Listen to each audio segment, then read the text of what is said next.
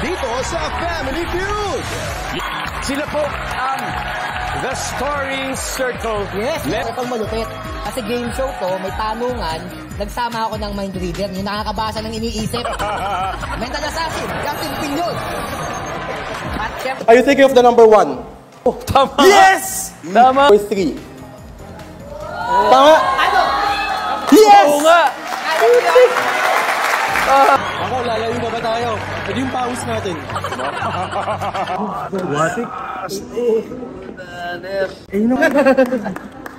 Magaling talaga yung patik. Bubulog namin sa agutan eh. Pare, saan mo naman ako?